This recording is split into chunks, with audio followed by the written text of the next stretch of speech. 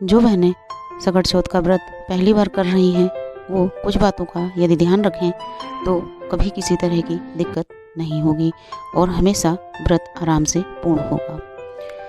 इस वर्ष सकट चौथ का व्रत 29 जनवरी 2024 दिन सोमवार को पड़ रहा है।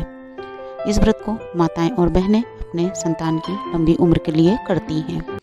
तो जो बहनें पहली बार इस व्रत को कर रही हैं वो व्रत के दिन सूर्योदय से पहले उठें, नहा धोकर स्वच्छ पवित्र होकर के अपने घर में रंगोली बनाएं, पूजन की तैयारी करें।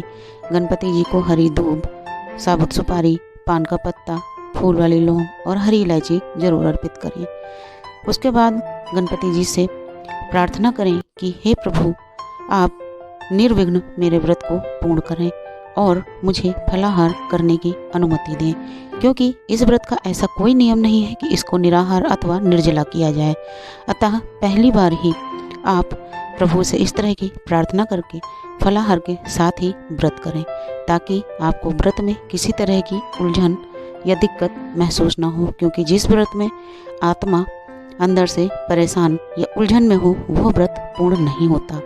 अतः इस तरीके से व्रत करें कि आपका व्रत भी पूर्ण हो और परेशानी ना हो, क्योंकि भगवान श्रद्धा के भूखे होते हैं। ऐसा कहीं कोई नियम नहीं है कि आप इसको निर्जला व्रत करें। संध्या समय पूजन करते समय भी ये बातें अवश्य ध्यान रखें। जब आप संध्या का पूजन करेंगे अर्थात शाम के समय जब आप पूजन करेंगे उस समय दिन भर के पहने हुए वस्त्र अवश्य बदल लें। कलश का जल अवश्य बदलें, ताज़ा जल रखें। उसके अलावा भगवान को तिलकुट, तिल के लड्डू अथवा मिठाई का भोग लगाएं। तिलकुट और तिल के लड्डू इस पूजा में जरूरी होते हैं।